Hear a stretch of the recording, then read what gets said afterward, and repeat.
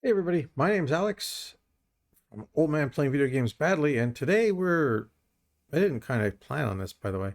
I'm replying to another Linus Tech Tips video, this time about right to repair, and it's an interesting subject that I'm sort of two minds of and two sides of. So let's give it a roll and see what we can figure out.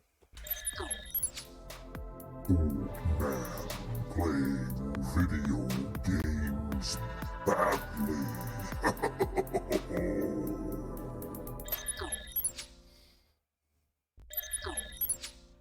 And before we start, let's have a word from our sponsor, My Wallet. I'm paying for all of this, so I'm the sponsor. Unlike Linus, of course, I don't have a crew and I don't have editors and I don't have fancy sets and anything like that. You get the bicycles. That's my son's bike. That's my bike. Okay? Stand is good. Good stand. Anyway, right to repair. I first of all, I have to preface all of this, and I was this is my second try in a video, so bear with me here as we go through this. Linus from Linus Tech Tips is one of my oldest follows on YouTube. I followed him from way back in NCIX. Okay, I really enjoy his work for the most part. Sometimes I think he's a little bit arm wavy, but this is the internet. We are allowed to wave our arms. That's my job too, I guess.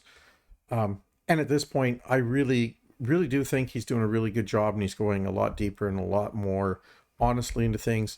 He has reached that magic point where he's made enough money and he's making enough money in this that one of these three fingers can be extended without any problem. Most of us can do it. Most of us get to about two and we got to go, oh, maybe not yet. I also think he needs a shave. He kind of looks homeless at times, but that's okay. I understand why. It's COVID. It's not our fault. But anyway, right to repair. The other guy involved in this, the other end of this video is Louis Rossmann. Louis Rossmann from Rossmann Group. He repairs MacBooks especially and things like that. Even though he sometimes hates doing it, he's really good at it. He's really talented.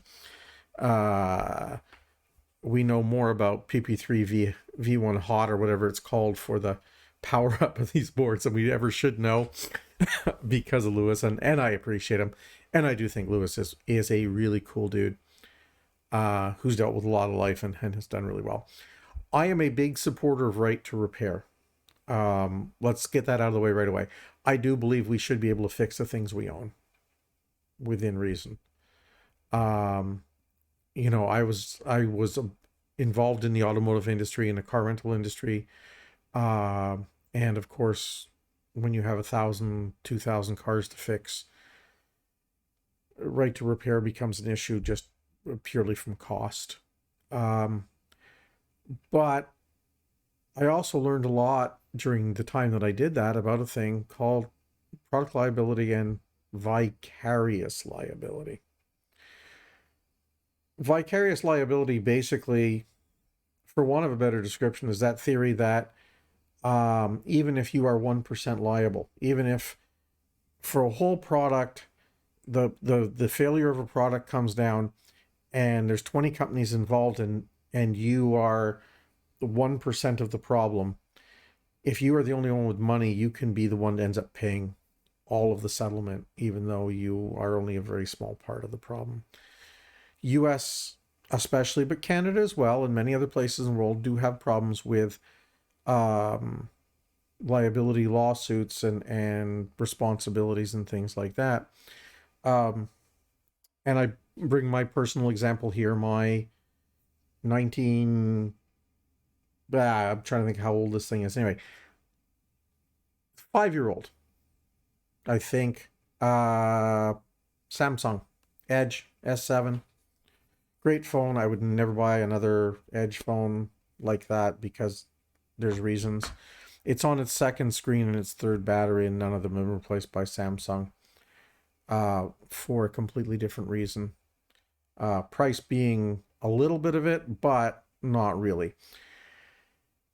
The thing is, there's a point in all of this repairing of my phone, which I'm glad I have the right to do and I have the ability to do, is that somewhere along the line where I replaced the screen or I opened it to replace the battery or the near field chip that wasn't working properly, Samsung's responsibility for my phone ended. Their liability, if my phone catches fire tomorrow,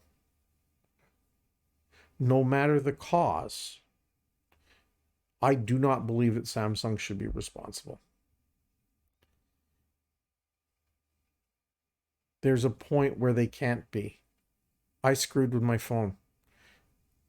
The battery's not an original battery. It is a Samsung battery, though. I will say I've been very specific about making sure the battery is an actual Samsung branded battery. But to be honest with you, in this world of forgeries, fakes, and knockoffs, and the fact that I don't live that far from the manufacturing side on the other side of the border in China, the possibility is that my Samsung battery is not a Samsung battery.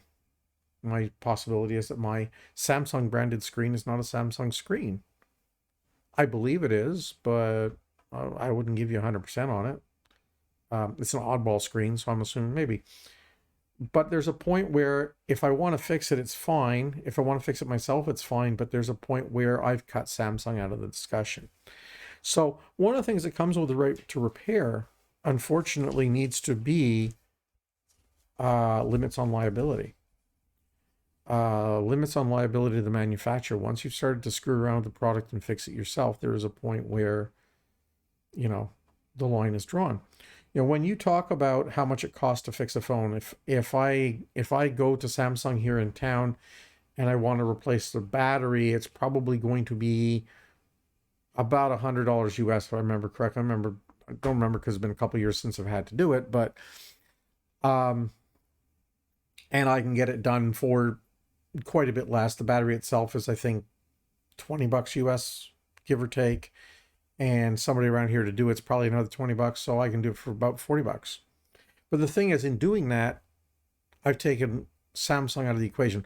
When Samsung charges you the $100 to replace the battery, they are also continuing to accept their liability for that product. They've done the work and they're accepting the liability for it. And love it or hate it, liability costs money. So they have to charge me accordingly to that liability. And this is especially true on a phone that would be inside its warranty period. If I had to change battery in the first year on this phone because for whatever reason, and it was not covered on warranty, and it could be, and this phone turned out to be a gray market phone and turned out to be a real disaster for me in that respect. If I have somebody else other than Samsung do the work and open the phone and break the seal and blah, blah, blah, blah, blah, should Samsung be responsible for the phone after that? I don't think so. There's a point where in doing it, I have to accept that Samsung is no longer liable for my phone in general terms. Now, if there is a general overall fault on a product, let's say the processor on this phone catches fire, and it's well known and well documented, regardless of any modifications I've made aside from the processor, they probably should still be liable. But basically, they still have a good case to say, well, perhaps your Samsung branded knockoff battery overvolted it and it caught fire as a result. We cannot be certain. And at that point, they'd be correct. So I do believe that the right to repair has to balance out against liability, product liability, liability to update. Because you have to remember too, here's the other problem that I see going forward is that more and more products are software based. More and more products are I want to call them system on a chip things, basically where you have a board and a chip and a bunch of stuff. And what actually makes it go and makes it be a phone instead of a blender is the software. Or what makes it be this car instead of that car is the software. Tesla does this because they have different software levels based on what you buy, so they can sell you different software. And the software in their cars are different based on the model and all of those things and the size of the battery. And there is a point where we are expecting a company like Tesla to continue to update the software on these cars forever, which I don't think is particularly realistic. And then on the other side, we still want to be able to modify the cars and have them still be liable for the car itself. A recent accident of a Tesla car going apparently full speed into a tree with no driver raises a lot of questions. So there's liability questions, obviously, and Elon Musk, God, I remember meeting him a long time ago back in PayPal land, way back when this all started. Cool dude, smarter than the rest of us by far. He understands there's a problem here and there's a fine line. And he is right away out there saying, look, they didn't pay for full driving, full autonomy on the car anyway to start with. And number two is it wasn't engaged. And they know it because their software tracks everything about the car and they're able to just go to query and go, yeah, that's what the car was doing. So now if the owners of the car modified it, if they jammed a piece of wood on the accelerator, if they changed the sensors in the car, if they modified the car in some way so that the autopilot came on even if they didn't pay for it, but the car didn't have the necessary sensors so it drove stupidly, at what point is there liability? At what point can Tesla be held liable for this? The right to repair, the right to change the sensors on the car, the right to fix it, to fix the brakes, to change the brakes and everything like that. There has to be a fine line between your right to do this stuff and the right to hold the company still liable for the overall product. And right to repair will never, ever, ever properly fly unless both sides of that discussion are properly addressed. Otherwise, what will happen is companies will prefer to remove themselves from the market. Or, and I can see this coming too, will begin to build monolithic products.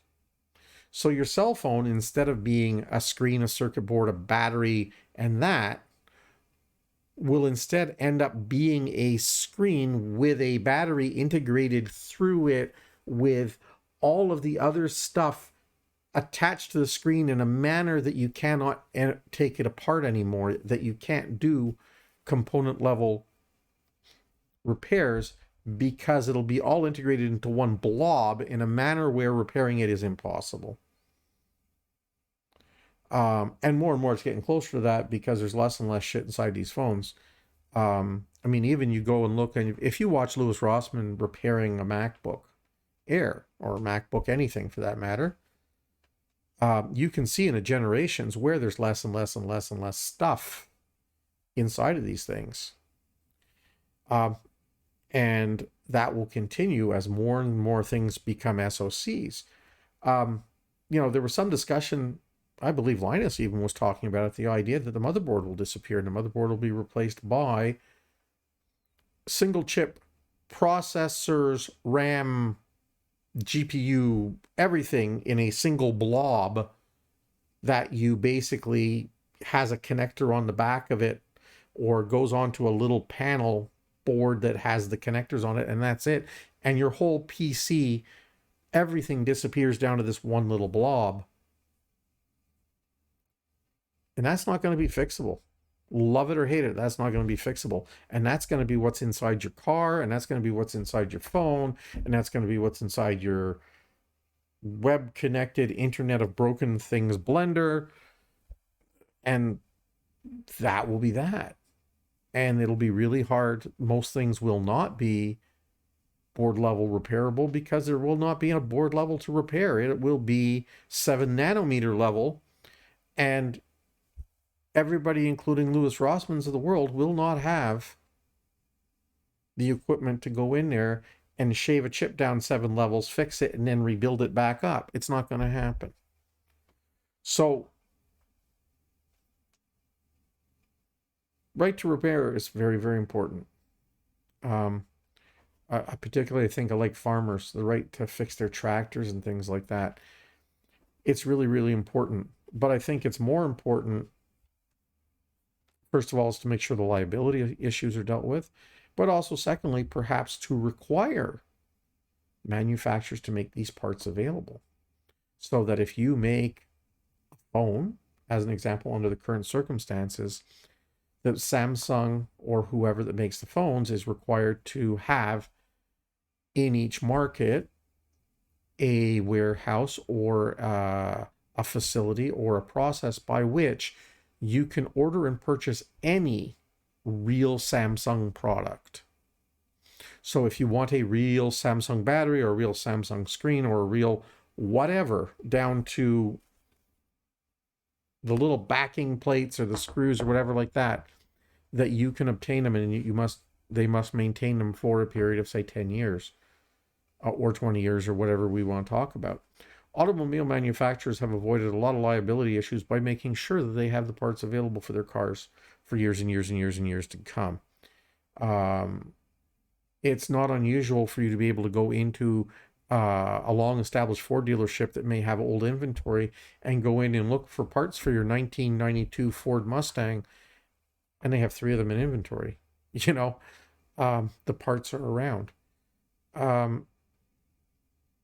We just, like I said, we just need to make sure that we don't create situations where companies decide that it's not worth putting products on the market, or where companies will continue to take more and more aggressive action towards making things specifically unrepairable by using manufacturing methods that make repair impossible. Component level repairs will never happen on a microchip in my lifetime, probably not in Linus's lifetime.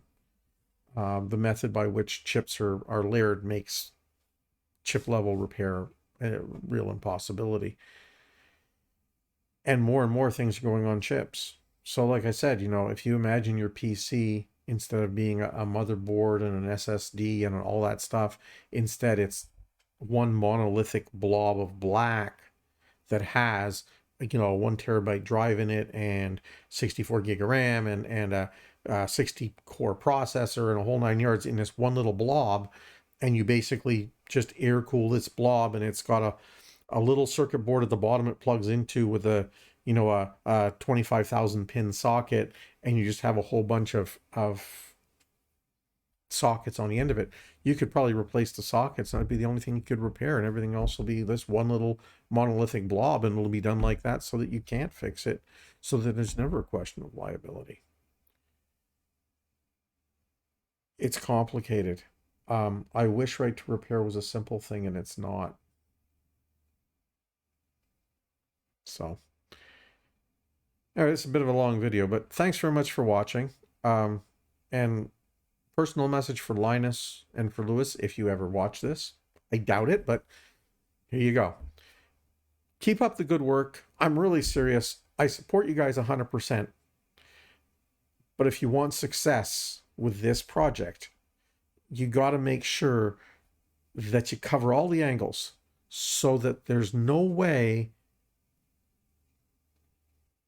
that in granting or gaining right to repair, that you create a bigger problem where we have nothing left to repair. So like I said, thanks very much for watching. Don't forget to like, share, subscribe, message Linus, message Louis. I appreciate it really much. You guys keep up the good work. Louis, I know how much you hate fixing them MacBooks, but keep going. You're doing great. Amazing work. Proud of you. And I've learned a lot watching you. So thanks very much, and we'll catch you guys next time on Old Man Playing Video Games Badly.